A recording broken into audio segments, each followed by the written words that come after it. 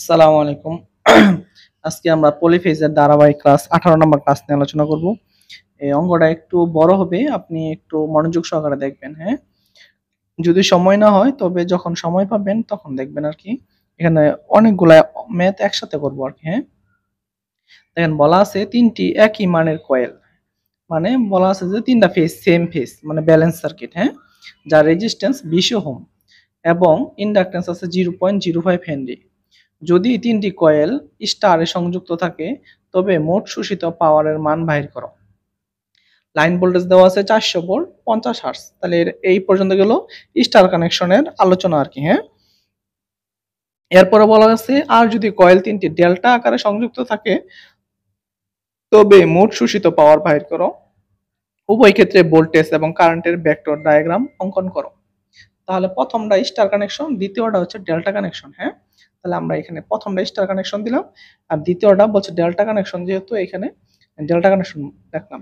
আর যেহেতু ফেজ 3টা কয়েলই, দেন এই ফেজের যে মান এই ফেজের সেম মান এই ফেজের সেম মান, এই জন্য আমি এখানে লিখি নাই 20 0.05 হেনরি, হ্যাঁ? ব্যালেন্স হইলে একটা লিখলেই হয়, বাকিগুলো লিখলেও চলে না লিখলেও চলে। এটাও এখানে 20 ওহম 0.05 হেনরি, হ্যাঁ? এটা 20 ওহম 0.05 হেনরি, ঠিক আছে? বুঝতে পারছেন? তাহলে আমি প্রথম যে স্টার নিয়ে আলোচনা করবো আগে, হ্যাঁ? স্টার নিয়ে যদি আলোচনা করি, দেখেন স্টারের ক্ষেত্রে আমি এক্সেলটা প্রথমে বের করে নিলাম। এক্সেলের সূত্র হচ্ছে কি 2 পাই এফএল। 2 পাই এফ এর মানে হচ্ছে, দেখেন এখানে বলা ছিল 50 হার্টজ, হ্যাঁ? 50 হার্টজ, এই জন্য 50 আর 0.05 এটা হচ্ছে হেনরি। তাহলে এটা গুণ দিলাম 15.7 ওহম, ঠিক আছে? আর বি এর লাইন ভোল্টেজ হচ্ছে 400 ভোল্ট, হ্যাঁ? এটা যদি আপনি ফেজে কনভার্ট করেন, ফেজ মানে যে এখানে এটুকু হচ্ছে ফেজ, লাইন থেকে এই নিউট্রাল পর্যন্ত এটা হচ্ছে ফেজ, এটা বলে ফেজ ভোল্টেজ। তাহলে দেখেন এই যে আমি লাইন ভোল্টেজটা দেওয়া ছিল 400, তাহলে আমি ফেজে কনভার্ট করলাম। ফেজে কনভার্ট করলে কি হবে, √3 দ্বারা ভাগ দিলে ফেজে কনভার্ট হয়, হ্যাঁ? তাহলে দেখেন এই যে এখানে আমি 230.94 দিছি।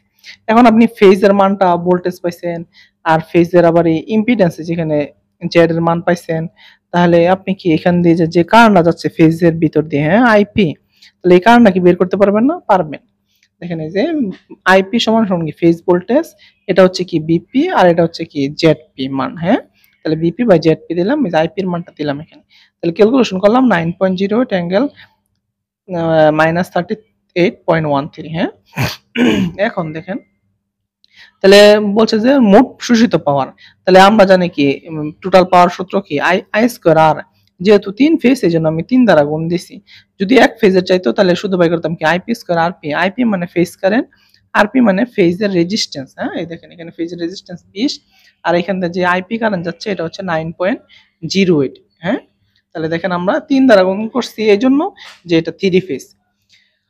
তাহলে দেখেন আমরা ক্যালকুলেশন করে এটা পেলাম। আপনি কিন্তু এই সূত্র লিখতে পারতেন √3 বিএল আইএল cos থিটা, এটাও পারতেন, অথবা 3 বিপি আইপি cos থিটা, এটা দিয়েও বের করতে পারতেন। আপনার যে সূত্র দিয়ে সুবিধা মনে হয় ওই সূত্র দিয়ে আপনি বের করবেন, হ্যাঁ?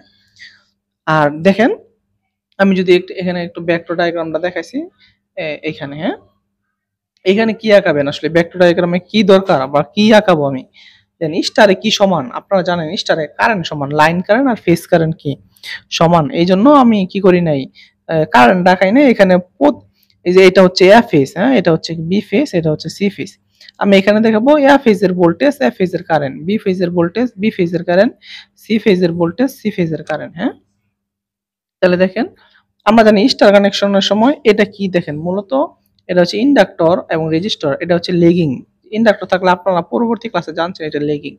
তাহলে কতটুকু লেগিং, জেড এর মানটা আগে দেখেন, জেডটা কোথায় আছে আমাদের, যে এখানে আমি জেড এর মানটা কিন্তু এখানে লিখছি আর কি, হ্যাঁ? জেড এর মান, জেড এর অ্যাঙ্গেলটা যেটা আসবে, আপনি যদি জেড এর অ্যাঙ্গেলটা বের করেন, হ্যাঁ, জেড পি, যে 20 প্লাস 15.7, যে এটার অ্যাঙ্গেলটা যে আসবে, অ্যাঙ্গেলটা হচ্ছে কত, অ্যাঙ্গেলটা আসবে এখানে তো একটা মান আসবে, মনে করেন একটা মান আসলো, আর অ্যাঙ্গেলটা আসবে 38.13, হ্যাঁ? 38.13, এটা প্লাস আসবে আর কি, হ্যাঁ? এইটার অ্যাঙ্গেলটা আসবে। আর এখানে মান আসবে যদি এটা আপনি রেক্টেঙ্গুলার থেকে পোলারে কনভার্ট করেন। তাহলে দেখেন এই যে এখানে এটা হবে 38, তাহলে ভোল্টেজের চেয়ে কারেন্ট, হ্যাঁ, কত ডিগ্রি পিছনে আছে, 38.13, এরকম সবটাই। এটা দেখলাম এফ এস, এটা দিলাম বি, এটা দিলাম বি ফেস আর এটা দিলাম কি সি ফেস।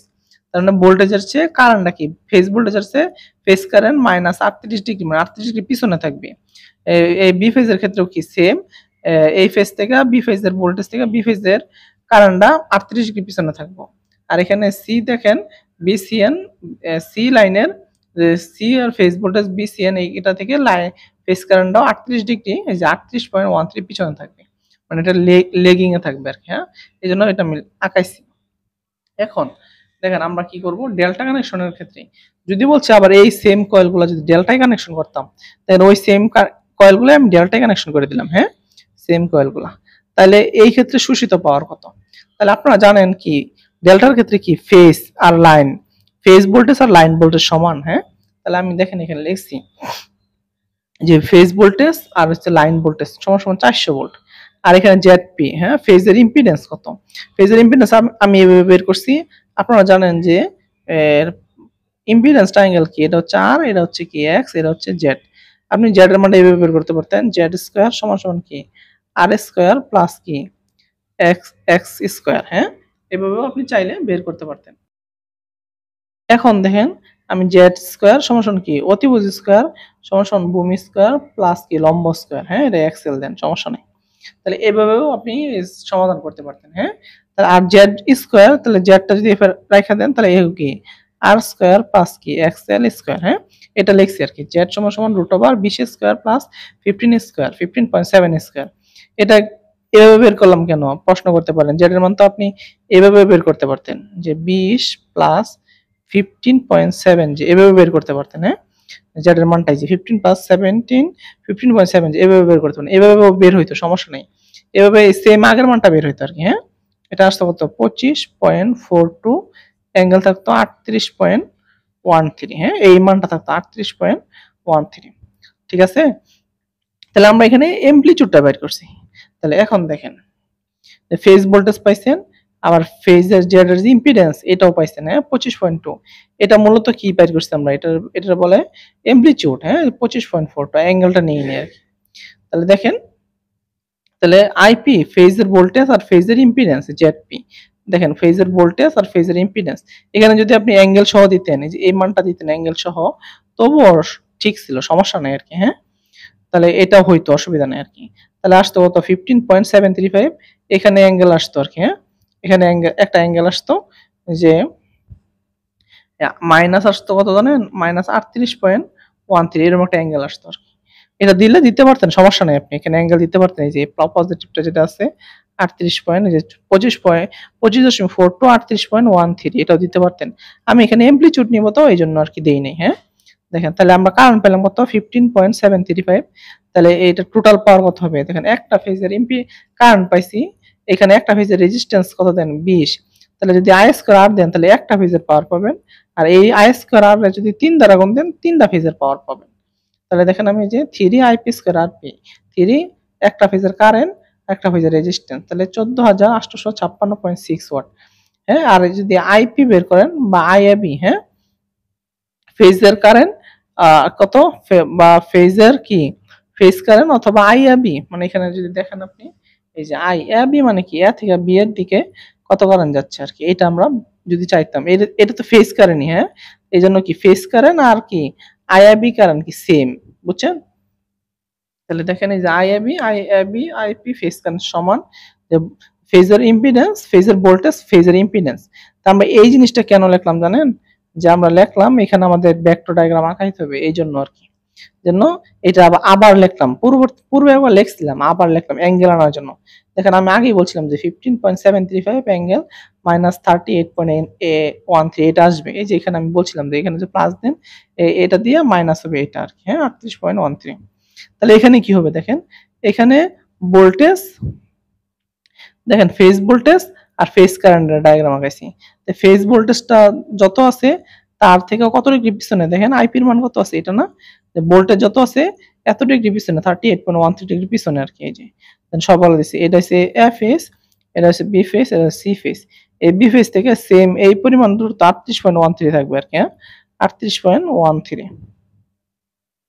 আর এখান থেকেও সি ফেজ বিসিএ, মানে এই ফেজ থেকে এই ফেজের কারেন্ট 38.13 ডিগ্রি পিছনে থাকবে। হ্যাঁ, যে এখানে আমি আঁকাইছি, আপনারা দেখতে পারেন নাই, দেখেন এই যে এটা ফেজ ভোল্টেজ আর phase current, phase voltage phase current, phase voltage phase current. তাহলে কত ডিগ্রি আইপি আছে কত 38.13 মাইনাস না, তার মানে বুঝাইছে ভোল্টেজ থেকে মাইনাস যেহেতু পিছনের দিকে আছে 38.13 ডিগ্রি পিছনে আছে।